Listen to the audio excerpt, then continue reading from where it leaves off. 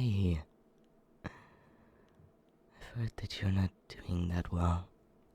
I'm sorry to hear that. It seems like you're just about ready to go to sleep. So why aren't you sleeping yet, You can't. Oh, I see. Insomnia keeping you up again, huh?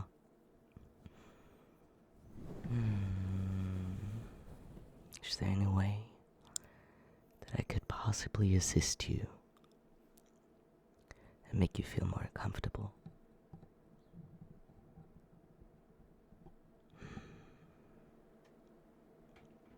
Have you tried putting on some music? Didn't help? I see. Let me think.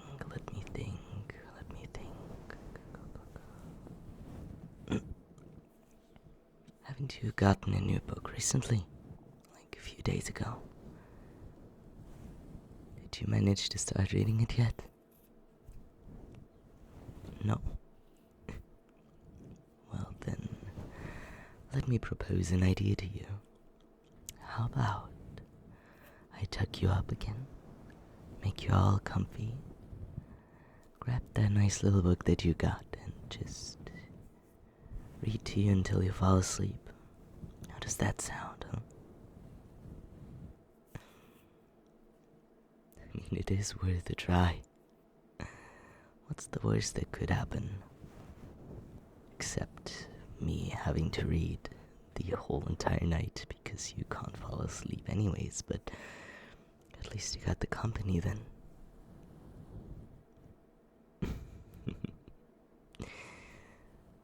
Well, let me grab it then. Where did you put it?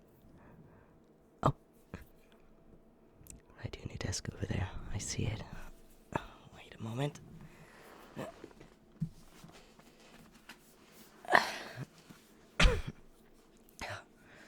There we go. It's quite a thick one. Let me see how many pages. Wait, there aren't any page numbers there. Oh, okay, never mind. They were there. 498 pages. Alright.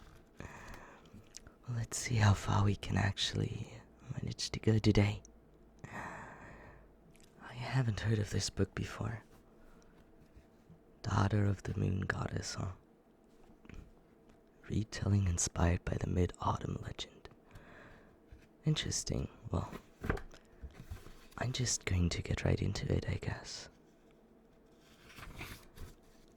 Are you all comfy? All feeling good enough? Alright. Then, close your eyes, my dear, and we shall get right to it. Here's a map in the front of it. Looks quite interesting. Oh well.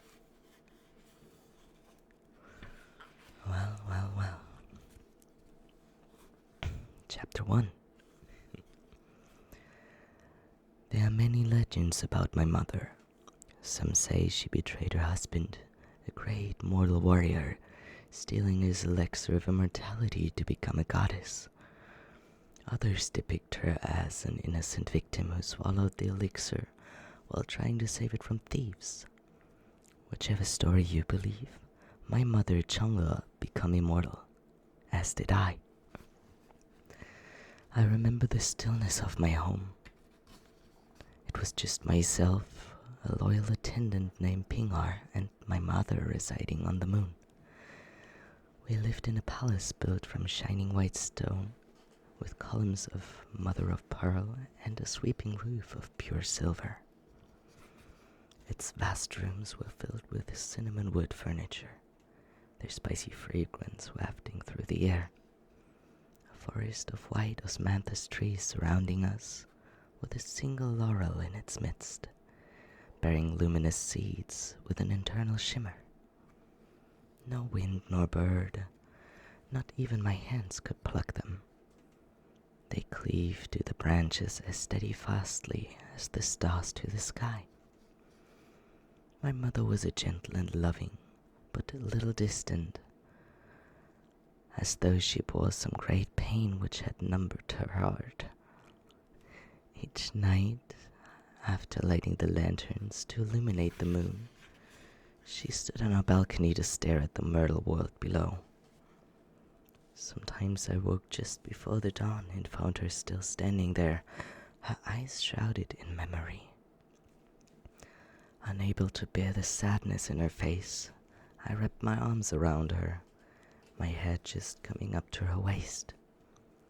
She flinched at my touch as though roused from a dream, before stroking my hair and bringing me back up to my room. Her silence pricked me. I worried that I had upset her, even though she rarely lost her temper. It was Pingar who finally explained that my mother did not like to be disturbed during those times. "Why?" I asked her. "Your mother suffered a great loss." She raised her hand to style my next question. It's not my place to say more.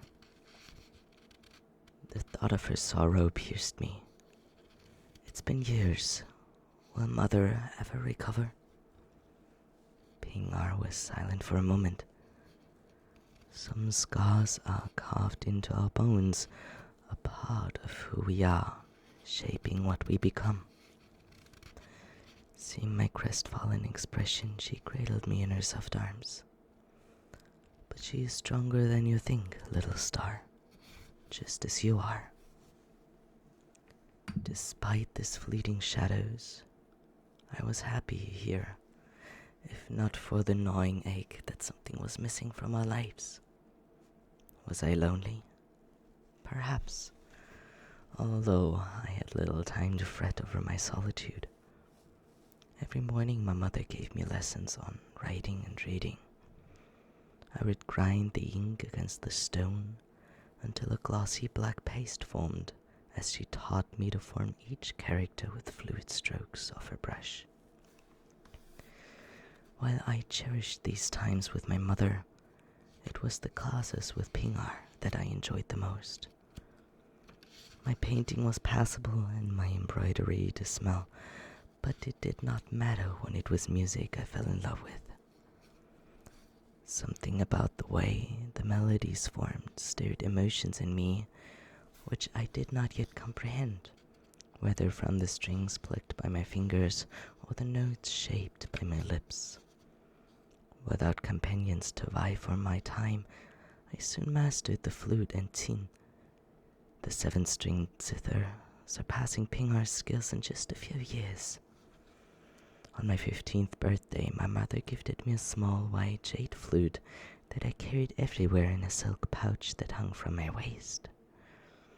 It was my favorite instrument, its tones so pure even the birds would fly up to the moon to listen, though part of me believed they came to gaze at my mother too. Sometimes I caught myself staring at her, entranced by the perfection of her features. Her face was shaped like a melon seed, and her skin glowed with the luster of a pearl. Delicate brows arched over slender, jet-black eyes, which curved into crescents when she smiled. Gold pins gleamed from the dark coils of her hair, and a red peony was tucked in on one side.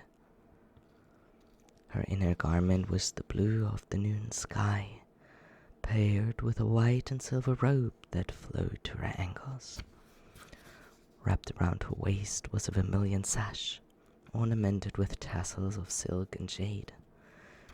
Some nights as I lay in bed, I would listen out for her gentle clink, and sleep came easy when I knew she was near. Pingar assured me that I resembled my mother, but it was like comparing a plum blossom to the lotus. My skin was darker, my eyes rounder, and my jaw more angular with a cleft in the center. Perhaps I resembled my father. I did not know. I had never met him. It was years before I realized that my mother, who dried my tears when I fell and straightened my brush whenever I wrote, was the moon goddess. The mortals worshipped her, making offerings to her each mid-autumn festival, on the 15th day of the 8th lunar month, when the moon was at its brightest. On this day, they would burn incense sticks for prayers and prepare mooncakes, their tender crusts wrapped around the rich filling of sweet lotus seed paste and salted duck eggs. Children would carry glowing lanterns shaped as rabbits, birds, or fish, symbolizing the light of the moon. On this one day a year, I would stand upon the balcony, staring at the wood below, inhaling the fragrant incense which wafted up to the sky in honor of my mother. The mortals intrigued me because my mother gazed at the world with such yearning.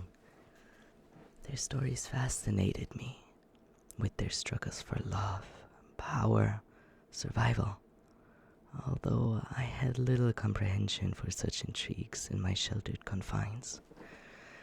I read everything I could lay my hands on, but my favorites were the tales of valiant warriors battling fearsome enemies to protect their loved ones. One day, while I was rummaging through a pile of scrolls in our library, something caught my eye. I pulled it out, my pulse leaping to find a book I had not read before. From its rough-stitched binding, it appeared to be a mortal text. Its cover was so faded I could barely make out the painting of an archer aiming a silver bow at 10 suns in the sky. I traced the faint details of a feather within the orbs. No, not suns, but birds, curled into balls of flame. I brought the book to my room, my fingers tingling as they clutched the brittle paper to my chest. Sinking down on a chair, I eagerly turned the pages, devouring every word. It began as many tales of heroism did, with the mortal world engulfed by the terrible misfortune. 10 sunbirds rose in the sky, scorching the earth and causing great suffering. No crops could grow on the charred soil, and there was no water to drink from the parched rivers.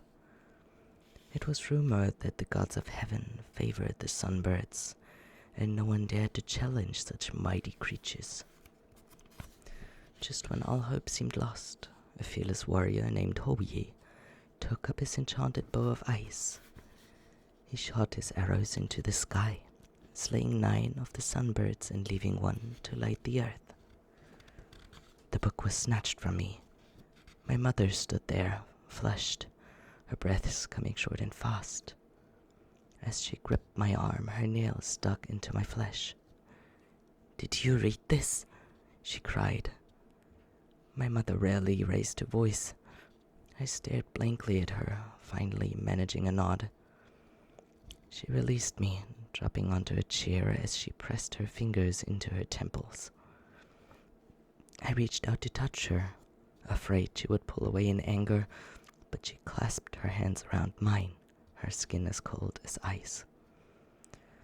"Did I do something wrong? Why can't I read this?" I asked haltingly. There appeared nothing out of the ordinary in the story. She was quiet for so long. I thought she had not heard my question. When she turned to me at last, her eyes were luminous, brighter than the stars. "You did nothing wrong. The archer, Hoyi, he is your father." Light flashed through my mind, my ears ringing with her words. When I was younger, I had often asked her about my father. Yet each time she had fallen silent, her face clouding over until finally my question ceased. My mother bore many secrets in her heart, which she did not share with me, until now. "My father?" My chest tightened as I spoke the words. She closed the book, her gaze lingering on its cover. Afraid that she might leave, I lifted the porcelain teapot and poured her a cup. It was cold, but she sipped it without complaint. In the mortal realm, we loved each other, she began, her voice low and soft. He loved you too, even before you were born, and now?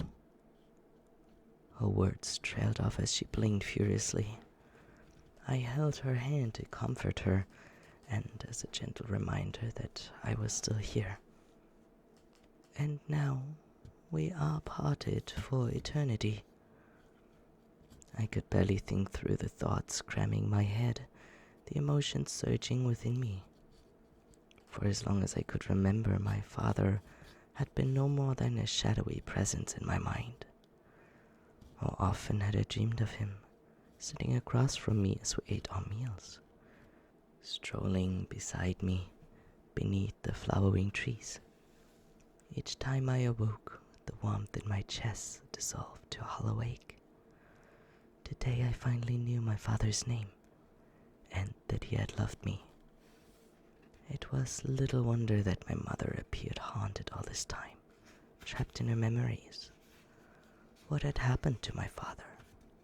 Was he still in the mortal realm? How did we end up here? Yet, I gulped back my questions as my mother wiped her tears away. Oh, how I wanted to know, but I would not hurt her to ease my selfish curiosity. Time to an immortal was as rain to the boundless ocean. Ours was a peaceful life, a pleasant one, and the years passed by as though they were weeks. Who knows how many decades would have swept by this manner if my life had not been tossed into turmoil as a leaf torn from its branch by the wind. It was a clear day, the sunlight streaming through my window. I set aside my lacquertine, closed my eyes to rest. As had happened before, silver flecks of light drifted into my mind, tugging and teasing me, just as how the scent of osmanthus drew me to the forest each morning. I wanted to reach out to them, but recalled my mother's stern warning. Don't go near them, Xingyin, she had pleaded, her skin ashen. It's too dangerous. Trust me, they will fade. I had stammered my promise to her then, and over the years I had kept my word diligently too. Whenever a glint of silver beckoned to me, I thought furiously of other things, a song or my latest book, until my mind cleared and they faded away. Yet it was harder each time, the lights blazing brighter, their call more tantalizing, the urge to reach out almost overwhelming. How bright they glittered today, as though sensing my wavering resolve, the restless churning in my blood. I had felt this more often of late, a part of me yearning for something which had no name. A change perhaps, but nothing ever happened here. Nothing ever changed. The lights did not seem dangerous. Was my mother mistaken?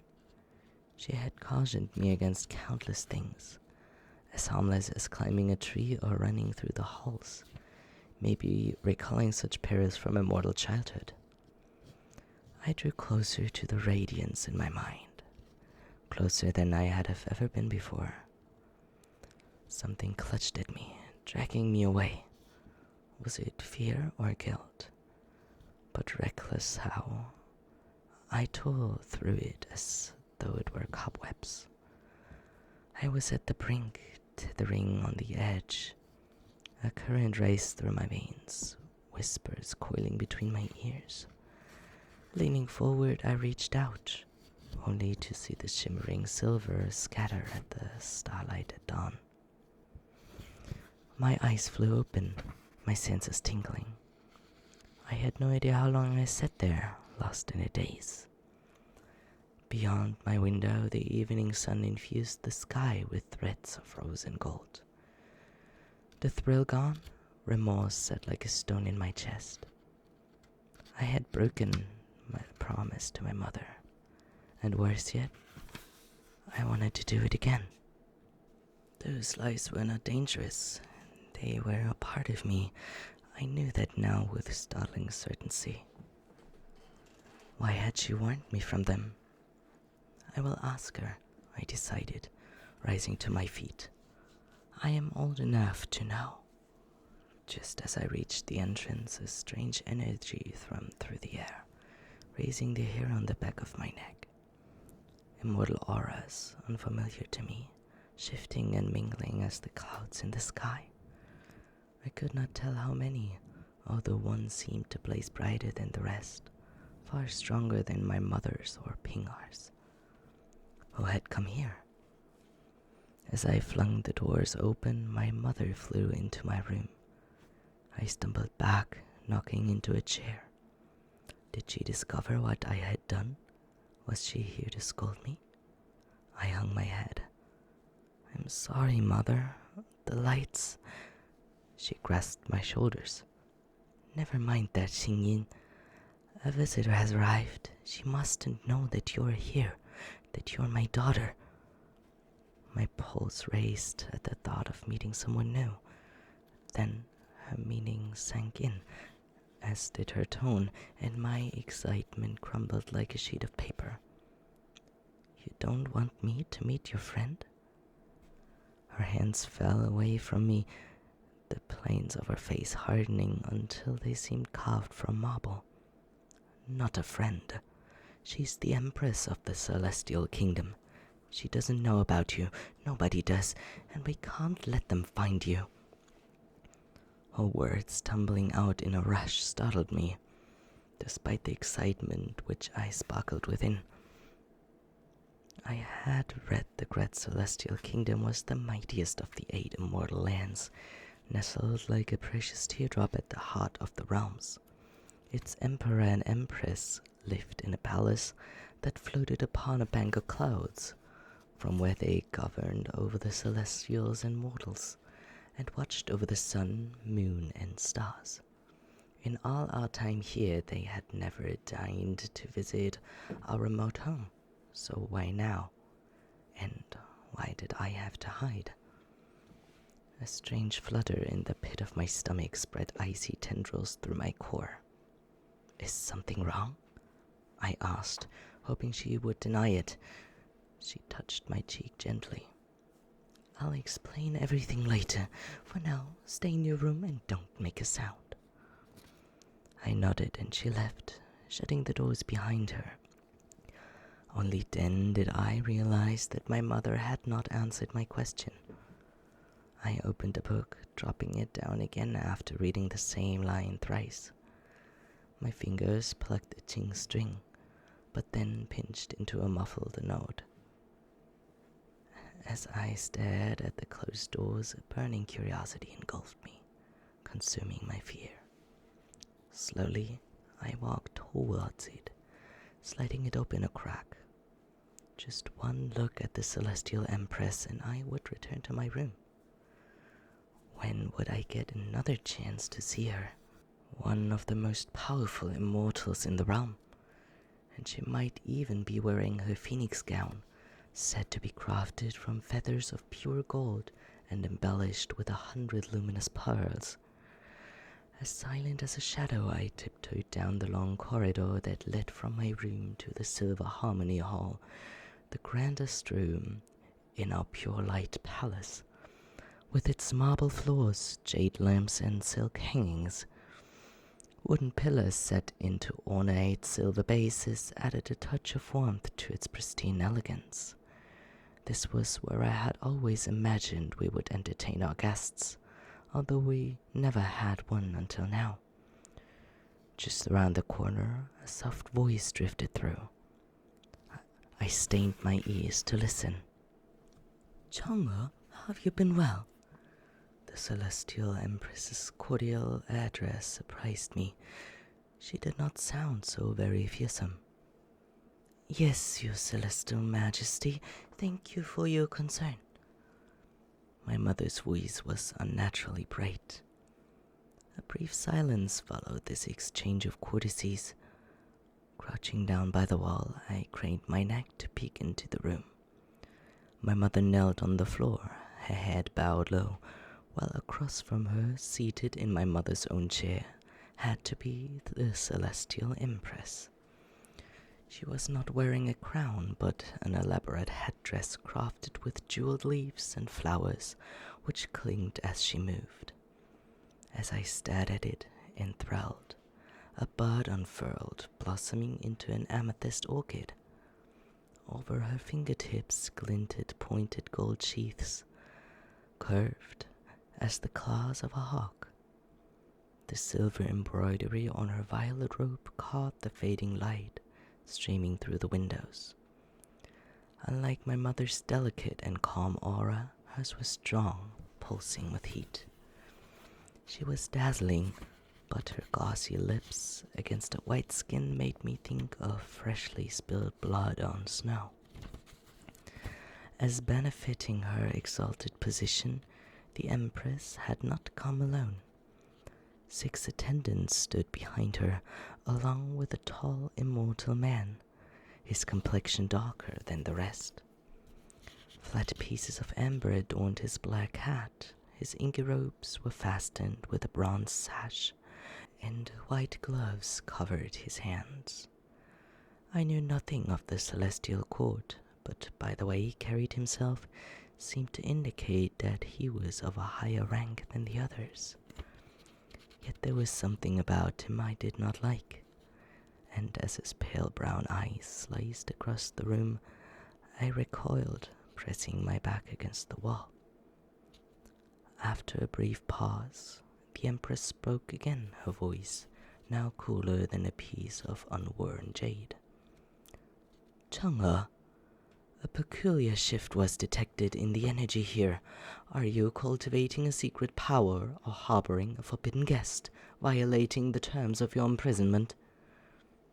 I stiffened, my shoulder blades clenching at the way she spoke. An eagerness seemed to coat each word as though she revelled in the idea of my mother's wrongdoing. Empress or not, how dare she speak this way? My mother was the moon goddess, worshipped and loved by countless mortals. How could she be a prisoner? This place was more than our home. It was her domain. Who lit the lanterns each night? Who did the trees sway and sigh for as she walked past? How could she do anything here that wasn't her right? Your celestial majesty, there must be some misunderstanding. My powers are weak, as you are aware, and no one else is here. Who would dare come? My mother replied steadily. Minister Wu, share your discovery, the Empress commanded. Footsteps shuffled forward. Earlier today, a significant shift in the aura of the moon was detected. Unprecedented in all my years of study. This cannot be a coincidence. In a smooth voice, I sensed an undercurrent of excitement. Did he relish my mother's troubles, as the Empress seemed to? Anger seared me at the thought, despite my prickling unease. That rush in my veins earlier when I had touched the lights, the whispering in the air, had that somehow drawn them in? I hope your leniency has not made you bold, the Empress hissed. You were fortunate before to have been imprisoned here in comfort for stealing your husband's elixir of immortality. You escaped the lightning whip and the flaming rod then, but that will change if we discover you're engaging in further deceit. Confess now, and we might be merciful. She lashed out, shattering the tranquility of our home. My fist flew to my mouth, smothering my gasp. I had never asked my mother how she ascended to immortality, sensing it caused her pain. Yet ever since I read the tale of the sunbirds, one question kept wending through my mind. Where was my father? To hear he had been bestowed the elixir and my mother was accused of stealing it, something twisted in my gut. The Empress was wrong, I told myself fiercely, burying a treacherous kennel of doubt.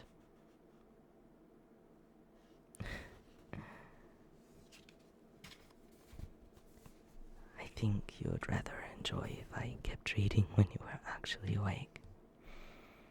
Otherwise, you're just going to ask me what happened, right? At least I'm glad it helped you. Well, I do not want to bother any further. Don't want you to wake up again after all. Sleep well, my sunshine, and I will see you in the morning. I hope you're having the sweetest of dreams. I love you, and good night. A special thanks goes out to Pandora Hearts and Seth, as well as all the other Patreons who have decided to support me even further on my journey. Thank you, and rest well.